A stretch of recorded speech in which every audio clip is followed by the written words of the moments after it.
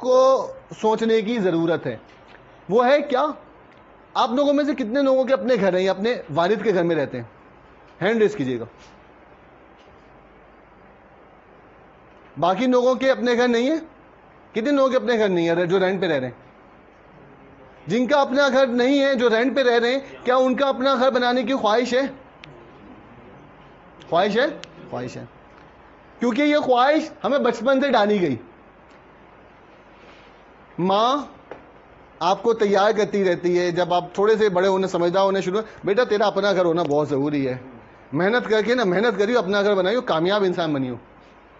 जहन साजी हो रही है।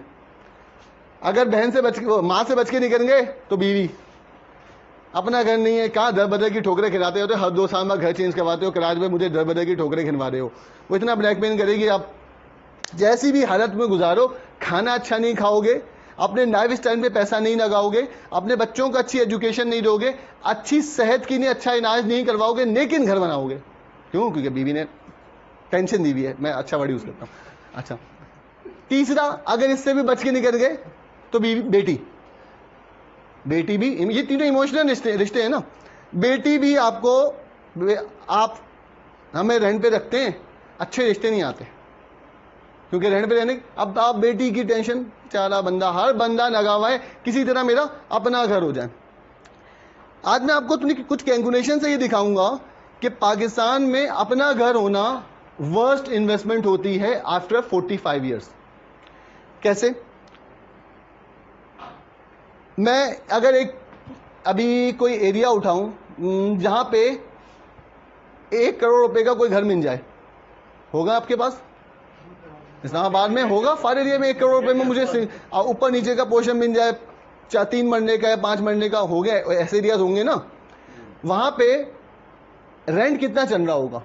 दोनों फ्लोर्स का मिला के मुझे कितना रेंट मिलेगा? 30-35 दोनों को मिला के सर 1 करोड़ रुपए की इन्वेस्टमेंट पे जो प्रॉपर्टी का एक हुआ है ना, उसमें 0.5% पर मंथ वो रेंट की मत के अंदर अगर आ रहा होता है बहुत अच्छा है। 0.5% यानी कि 50,000 पर मंथ। 35-36 है सर जो आप बात कर रहे हैं, नॉर्मल 1 करोड़ की, नॉर्मल एक, सुने मैं मुझे सुनिएगा, नॉर्मल 1 करोड़ की इन्वेस्टमेंट पे अगर आप 1 करोड़ का किसी जगह घर है ना, तो उस पे रेंट जो आ रहा है ना आजकल 40,000 होगा, 20,000 एक पोर्शन, 20,000 दूसरा पोर्शन, 40,000।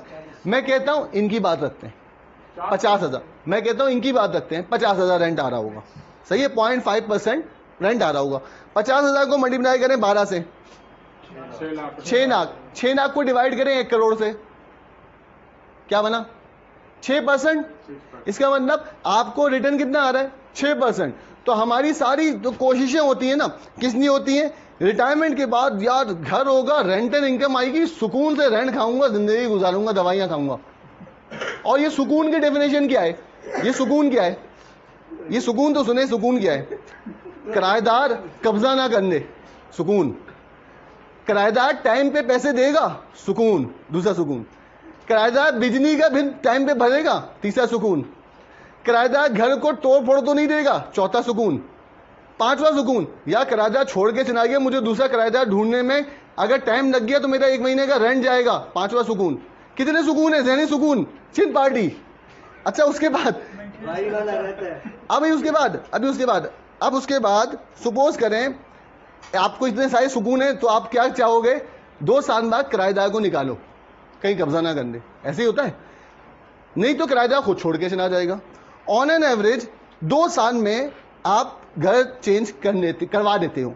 अगर आपने रेंट पे इन्वेस्टमेंट की हुई है और वहां से रेंटल इनकम आ रही है, तो अब 2 साल में किराएदार या तो खुद छोड़ के चला जाएगा या आप उसको खाली करवा दोगे। ऐसे ही होता है, प्रैक्टिकली बता रहा हूं। जब आप दूसरे किराए पे चढ़ाने जाते हो तो पहला रिस्क क्या होता है? अगर 1 महीना खाली रह गया तो 1 महीने का रेंट गया। दूसरा रिस्क क्या होता है?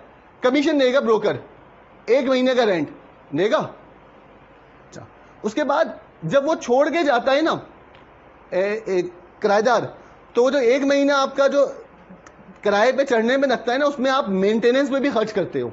वो 1 महीना मेंटेनेंस में भी निकल जाता है। किस मेंटेनेंस में कितना पैसा लगता है? 2 साल बाद 1 करोड़ की इन्वेस्टमेंट पे आपका 1 लाख रुपया लग जाता है।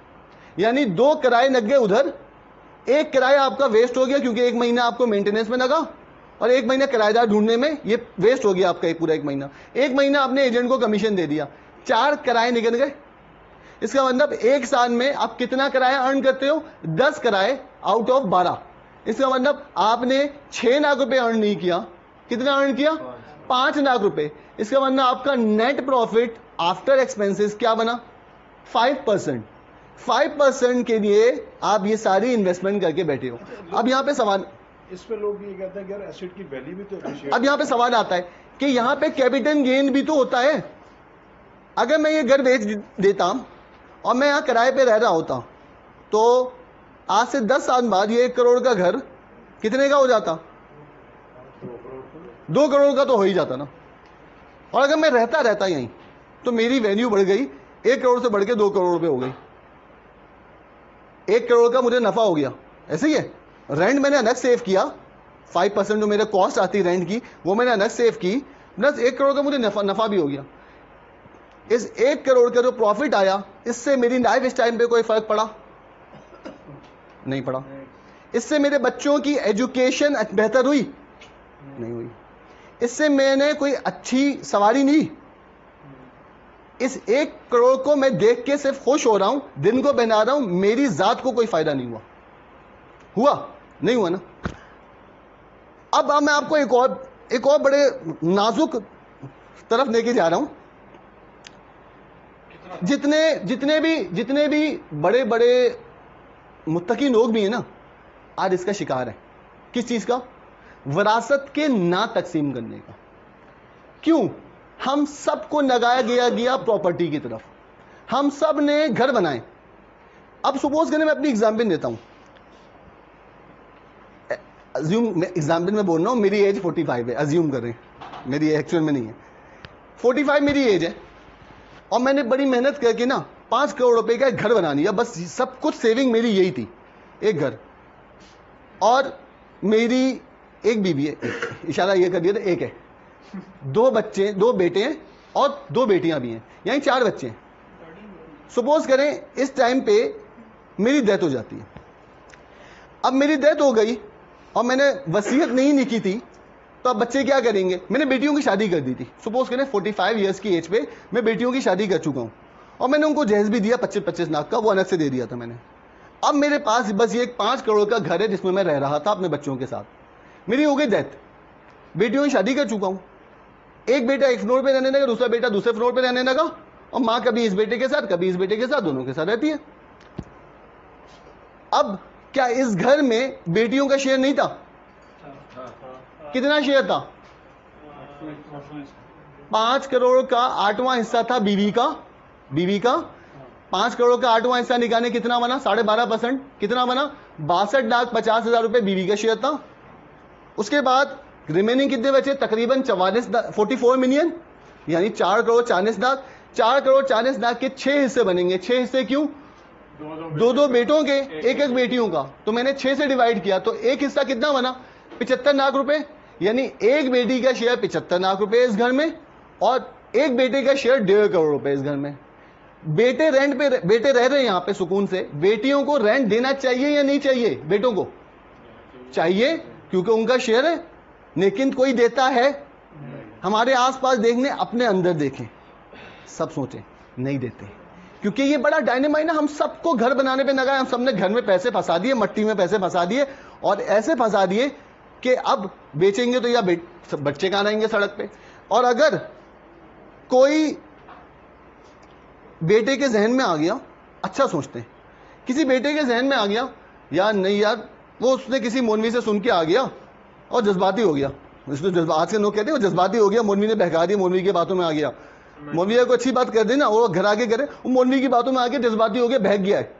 वो आके बोले इसमें बेटियों का शेयर बनता है, अम्मा ये घर बेच देते हैं। अम्मा का इसमें कितने शेयर है? अभी सिर्फ 62,50,000 रुपए शरई हैसियत से, सिर्फ 62,50,000। डिस्कस किससे कर रहा है? अम्मा से। कहा अम्मा ये घर बेच देते हैं और बेच के बेटों को, जो बेटियां हैं ना, बहनें, उनको शेयर देते हैं। तो अब उसने बात बहनों की है, लेकिन मां क्या बोलेगी? रन मुरीद। बीवी के बहकावे में आ गया। बीवी बहका रही है तुझे, यही सुनेंगे ना बेचारे ने। अब वो बेचारा गया। बहुत हैवी रिसर्च लग रही है आपकी। बहुत किए। अच्छा, अब वो बेचारा गया, अब वो एग्जीक्यूट नहीं कर पाएगा। एग्जीक्यूट तो दूर की बात, वो इस बात को जबान पे भी नहीं ला सकता। हमारी सोसाइटी ने इस तरह का माहौल क्रिएट कर दिया। अब उसके बाद हम सबको इसमें क्यों लगाया गया? हमें यूं, आप यहां से बाहर निकले और आपको तो यहां से जितने आपको बैनर्स और बिन बोर्ड्स नजर आएंगे ना, 70 to 80% बिल्डर्स, ये प्लाजा, वो प्लाजा, ये स्कीम, वो स्कीम, ये डीएचए गुजरावाना, डीएचए मुल्तान, डीएचए बावनपुर। कितनी जमीनें बेचोगे? कब तक बेचोगे? कब तक बेचोगे? जो पैसा प्रॉपर्टी में लग जाता है ना, वो इकोनॉमी से निकल के डंप हो जाता है, मट्टी में जला गया। उसकी वैल्यू बढ़ रही है, एक्चुअल में उसकी वैल्यू नहीं होती, उसकी इन्वेस्टर्स ने वैल्यू बढ़ा दी। आप देखें, हमें इस पे लगाया कि अब इंडियन ड्रामे को कोई देखता हूं ना बाहर के चैनल से, केबिन से नहीं, बाहर के चैनल से, आप इंडियन एड्स देखें, वो कितने जबरदस्त एड्स होते हैं। सॉफ्टवेयर के एड्स, टेक्नोलॉजी के एड्स, हमारे पास बिल्डर्स के एड्स। हमें प्रॉपर्टी में उलझा दिया गया। अब ये देखें, पिछली गवर्नमेंट आई, दो तरह की स्कीम्स आई, एक रोशन पाकिस्तान, एक कामयाब जवान। रोशन पाकिस्तान स्कीम क्या थी? 5% पे कर्जा लो, घर बनाओ। जो घर उस टाइम पे 50 लाख का था वो 1 करोड़ का हो गया। हम लोगों ने 1 करोड़ पे घर लिए क्योंकि 5% पे कर्जा मिल रहा था। अब वो कर्जा 20 साल के लिए फिक्स हो गया। आज रेट चल रहा है 25%, 20% एडिशनल सब्सिडी उसको मिल रही है जिसने भी वो फाइनेंसिंग लेनी। वो सब्सिडी की कॉस्ट कौन बेयर कर रहा है? मैं और आप, अपने टैक्स के पैसों से। अल्टीमेटली ये कॉस्ट भी हम पे ही आती है। क्यों? क्योंकि अगर जो सब्सिडी में जो पैसा जाता है ना हमारा टैक्स का, उससे इन्फ्लेशन आती है। ठीक है, कोई ना कोई। अच्छा, दूसरी स्कीम बहुत अच्छी थी, वो थी कामयाब जवान प्रोग्राम। वो क्या था? वो ये था, कर्जा लो, कोई छोटा सा कारोबार शुरू करो। वो एंटरप्रेन्योर क्रिएट करने की स्कीम थी, बहुत अच्छी स्कीम थी। लेकिन हुआ गया, आप अपने जानने वाले रिसर्च करें, खुद 100 लोग उठाएं, 100 में से 10 लोग आपको मिल जाएंगे जिन्होंने रोशन पाकिस्तान स्कीम पे कोई ना कोई घर ले लिया होगा। 100 में से 10 बोल रहा हूं। और आप कामयाब जवान का पूछेंगे, 100 में से शायद एक ना मिले। यह है डायनेमा हमारे मुल्क का। अच्छी चीज पे हमें आसानियां नहीं दी जाती और बुरी चीज को इतना आसान कर दिया जाता है कि हम फंस जाते हैं। तो प्रॉपर्टी में पैसा डंप होता चला गया। अच्छा, अब यहां पे तो मैं कहना क्या चाह रहा हूं कि आप करो प्रॉपर्टी में, लेकिन रहने के लिए नहीं, इन्वेस्टमेंट के लिए। ट्रेडिंग करो, पैसे बनाओ, बेचो। अब रहोगे तो उसमें कैपिटल गेन को एंजॉय नहीं कर सकोगे। बेचो, आगे जाओ, दूसरी जगह बनाओ। 45 ईयर्स के बाद आप प्रॉपर्टी वर्स्ट इन्वेस्टमेंट है, इसको बेच दो। बेच के इस पैसे को कहां रखो? एमबीएस में। अब एमबीएस में रख के आपने क्या किया? देखो, अगर आपने घर बेचा और घर बेच के आज अपने विरासत तकसीम कर दी ना, तो आप बेटों के आगे हाथ फैलाओगे। ऐसा ही है ना? कौन चाहता है मैंने सारी जिंदगी मैंने बेटों को पाना हो, अब बेटों में जो पाने? भैया हर बंदा इंडिपेंडेंट रहना चाहता है ना। तो जिंदगी में कोई भी विरासत तकसीम नहीं करता, नहीं देता। इसका बेहतर हल क्या है? आप यहां पे घर बेचो 45 ईयर्स की एज पे और उसको इन्वेस्ट कर दो एमबीएस में। एमबीएस में भी रिटर्न कितना आ रहा है? 18% आ रहा है। मैं कहता हूं लॉन्ग टर्म रिटर्न आप 12% अज्यूम करो। कितना? लॉन्ग टर्म रिटर्न 12% अज्यूम करो कि 12% प्रॉफिट चलता रहेगा लॉन्ग टर्म पे। ये 25 साल की हिस्ट्री ये कहती है कि आपका average return fix income avenues से 12% आ जाता है। सुबह से तो 12% आता है। अब मैंने 5 करोड़ रुपए, अगर मैं घर जिसमें रह रहा था, वो मुझे कितना रेंट पे, वहां पे कितना रेंट होगा अंदाजन? लाख, सवा लाख, 1.5 लाख रुपए रेंट रख लो।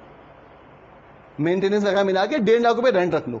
साल का रेंट कितना हो गया? 1.5 लाख को मल्टीप्लाई करें 12 से, 18 लाख रुपए साल का रेंट हो गया। अब मैंने अगर ये घर बेच दिया और मैं रेंट पे शिफ्ट हो गया, तो मुझे रेंट कितना देना है? सिर्फ 1.5 लाख रुपए महीना, 18 लाख रुपए। और 12% मैं कमाऊंगा। कमाया 12%, तो 50 मिलियन का 12% कितना बनता है? 60 लाख रुपया। 60 लाख को डिवाइड करें 12 से, कितना बना? 5। कमा रहा हूं 5 लाख, रेंट कितना दे रहा हूं? 1.5 लाख। रह रहा हूं उसी घर में जिस घर को बेचा मैंने। अब यहां पे रिस्क है दो। क्या? मैंने घर बेचा, ये पैसा इन्वेस्ट कर दिया MBS में, अपना घर छोड़ के किराए पे आ गया, तो मेरी लाइफ स्टाइल में चेंज तो कोई नहीं आया, क्योंकि मैंने 1.5 लाख रुपये वहाँ, बाकी तो री इन्वेस्ट कर रहा हूँ। नहीं, आप री इन्वेस्ट पूरा ना करो, आप 50,000 रुपये एडिशनल निकालो, यानी 1% एडिशनल निकालो। किस चीज़ के? कि मैं पार्टी करूँगा, घूमूंगा फिरूंगा, लाइफ एंजॉय करूँगा। 45 साल मैंने बहुत मेहनत की, अब मैं बच्चों में डिपेंडेंट भी नहीं हूँ, लाइफ एंजॉय करूँगा। मैं हर 2 साल में फॉरेन ट्रिप मारूंगा, 2 साल बाद फॉरेन ट्रिप मारूंगा। मार सकता हूँ मैं? 50,000 रुपये निकालना हूँ महीने के, तो साल के कितने निकालूंगा? 6 लाख। 2 साल में कितने हो गए? 12 लाख। 12 लाख रुपये से मैं फॉरेन ट्रिप मार सकता हूँ और उम्रा करने जाऊँगा, वही घूम के आ गया और उम्रा करने जाऊँगा ना 12 लाख। अब आप कहोगे मेरा इतना कितना 12 लाख का उम्रा कर रहा है, तो एक ना थोड़ी जा रहा हूँ, 5 बंदों के साथ जा रहा हूँ ना, शेयरिंग पे जा रहा हूँ। एक मैं खुद 4 बीवियाँ, मतलब उम्मीदें अच्छी रखी ना। तो अब एक बंदे की शेयरिंग में कॉस्ट कितनी आ रही है? 2.5 लाख रुपए। 5 के साथ कितनी कॉस्ट आई? 12.5 लाख रुपए। हर 2 साल में उम्रा कर रहा हूँ। अयाशी है नहीं है, पार्टी है नहीं है। अच्छा, अब यहाँ पे आप 50 मिलियन की आपने इन्वेस्टमेंट की थी MBS में, और आपने नॉमिनी बना दिया। कितना? बीवी को नॉमिनी कितना किया? 12.5%। और बाकी बेटियों को कितना किया? 16.66, क्योंकि उनका 75 लाख हिस्सा था, 75 लाख को डिवाइड किया था तो उनका रेशो बना था 16.66। 16.66 से उनको हिस्सा दे दिया, बाकी बच्चों को बेटों को डबल हिस्सा बना के नॉमिनी बना के छोड़ दिया। अब प्रॉफिट मैं एंजॉय कर रहा हूँ, और जो वैल्यू बढ़ रही है उससे उनका शेयर इक्वली बढ़ रहा है। और जब मैं मर जाऊंगा उन्होंने अपने अपने हिस्सा लेके पाकत से चले जाएंगे। इसका मतलब मैंने वरासत टेक्निकली आधी तकसीम कर दी।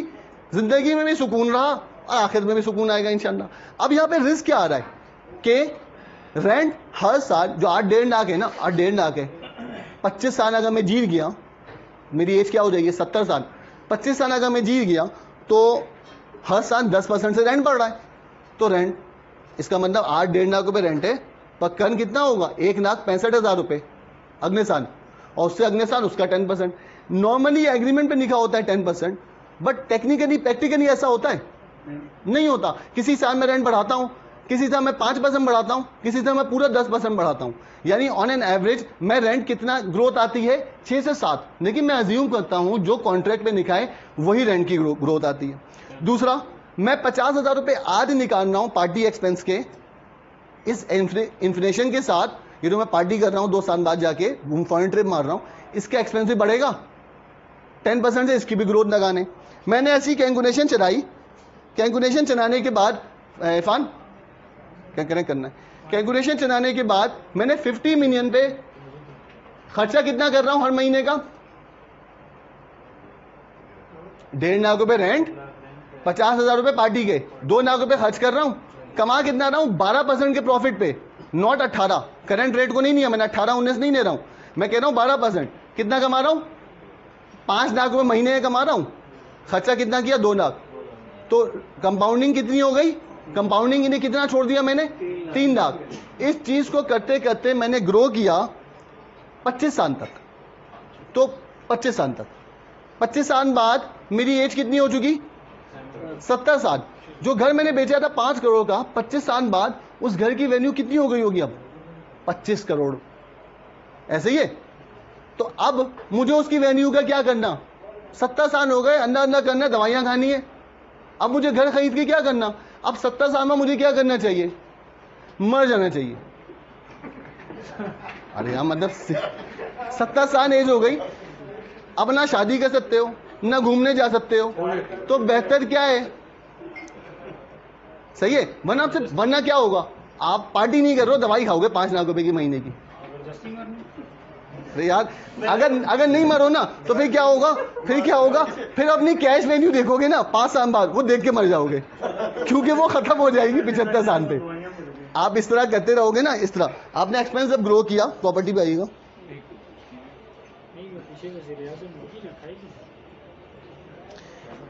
इसमें मैंने अज्यूम किया, आप वहां पे सामने कैलकुलेशन देख रहे हैं, मैंने 50 मिलियन दिया और प्रॉफिट रेट दिया 12%। बस सही, नहीं बड़ा करना, नहीं बड़ा करना, ठीक है। 25 साल बाद इसकी वैल्यू कितनी बनी दिखाइएगा इरफान नीचे आके। 25वें साल इसकी वैल्यू बन रही है 11 करोड़ रुपए। यानी थोड़ी देर के लिए साइड हुईगा, यानी 5 करोड़ रुपए उसने इन्वेस्ट किए थे और हर महीने पैसा भी निकालता रहा, कंपाउंडिंग के लिए पैसा भी छोड़ता रहा, उसकी लाइफ स्टाइल में बेहतरी भी आई, घर भी उसी हिसाब से लिया और हर साल 10% की ग्रोथ के साथ मैंने लिया। तो भी क्या हुआ, साल 25वें साल के एंड के बाद उसकी वैल्यू 11 करोड़ रुपए मौजूद है। उस टाइम पे मेरी एज कितनी हो चुकी, 70 साल। करना क्या चाहिए था, लेकिन और फिर क्या होता, इसकी क्या होता, जो नॉमिनी को, जिसको मैंने जितना नॉमिनेट किया हुआ है उसको उतने पैसे मिल जाते। वरासत भी तकसीम, यानी जिंदगी में मैंने पार्टी कर दी और आखिरत भी सुकून में आ गई। अभी क्या है, वरासत तकसीम ना करने की वजह से पूछ तो होनी है ना, पूछ होनी है, वरासत तो जिम्मा था। अच्छा, अब यहां पे एक और चीज देखें, नेफ पे आइएगा इरफान थोड़ा सा। ये जो डी कॉलम चल रहा है ना, ये डी कॉलम चल रहा है कि मैं कितना रेंट दे रहा हूं साल में। थोड़ा छोटा कीजिएगा, ये डबल क्लिक कर दीजिएगा ताकि नीचे का दिख जाए। आप ये देखें 25वें साल मैंने हर साल रेंट को ग्रो किया है। 25वें साल में रेंट कितना दे रहा हूं मंथली, 15 लाख रुपए। कहां से शुरू किया था, 1.5 लाख। यानी मेरी कितनी कंजर्वेटिव अप्रोच है, उसके बावजूद 25 साल में मेरा पैसा बढ़ रहा है, खत्म नहीं हुआ। और उसके बाद मैंने पार्टी एक्सपेंसिव कितने से शुरू किया था, 50,000। 25वें साल के बाद मैं कितना निकाल रहा हूं, 5 लाख रुपए तकरीबन। इसका मतलब मैं उसको भी इन्फ्लेशन से कवर कर रहा हूं। उसके बावजूद मेरे 11 करोड़ रुपए, अगर सिर्फ 12% का सालाना प्रॉफिट आए तो मेरी वैल्यू 25 साल बाद 11 करोड़ रुपए हो जाती है और मेरी लाइफ स्टाइल में। तो भाई आज के ये सेशन का ये मकसद था, आपको इतनी तमीर बांधने का ये मकसद था, ये कैलकुलेशन दिखाने का कि आपने लोगों को, एक मकसद मैंने आपको दिया था करंट अकाउंट सेशन के शुरू में, कि उस पर आपने नियत करने कि मैंने इस पैसे को जो फ्री में बैंक कमा रहा है इसको निकाल के इसका जो प्रॉफिट है 200 अरब रुपए, ट्रिलियन रुपीस का प्रॉफिट, ये गरीबों तक पहुंचाना है। ये नियत करें, इंशाअल्लाह ताला अल्लाह सवाब भी देगा कमीशन और सैलरीज के साथ। दूसरी नियत यहां पे एक और सवाब की नहीं करें, ये जो हमारे मुल्क के साथ हमारी सोसाइटी ने, हमने जो अपने साथ किया, बेसिकली किसी को ब्लेम करने की जरूरत नहीं है, हमने अपने साथ किया। हमने प्रॉपर्टी को इतना लाजिम बना दिया, उस चक्कर में हमने एंटरप्रेन्योर्स बनाने छोड़ दिए, बिजनेसमैन नहीं क्रिएट कर सके, क्योंकि हमें फिक्स पैसा मंथली चाहिए था कि किसी भी तरह मैं सेविंग करके घर बनाना है मुझे। सबको घर बनाने पे लगाया और हमने बिजनेसमैन बनाने, एंटरप्रेन्योर बनाने छोड़ दिए। हमने ये जो पैसा प्रॉपर्टी का डंप हुआ, जिससे इन्वेस्टर्स ने पैसे बनाए, असल में किसने पैसे बनाए, हम, एक आम बंदे के पहुंच से दूर हो गया घर। हमें अगर इस कॉन्सेप्ट पे, इस मुहिम पे हम काम करेंगे इस नियत से कि मैंने लोगों के जो फालतू में इन्वेस्टमेंट करते हैं प्रॉपर्टीज में, वो प्रॉपर्टी में इन्वेस्टमेंट बिकवा के एमबीएस में लेके आनी है, इस नियत से कि मैं बिकवा बिकवा के प्रॉपर्टी की वैल्यू इतनी नीचे लेके आऊंगा इंशाअल्लाह ताला कि आम लोगों की पहुंच में घर आएगा और एक एक्चुअल वैल्यू जो घर की होनी चाहिए उस पर घर एक आम बंदे को मिलेगा। तो इंशाअल्लाह आपको इस नियत से काम करेंगे तो ये दूसरा सवाब भी आपको जरिया बनेगा। Thank you so much. मैंने कोशिश पूरी की कि आपको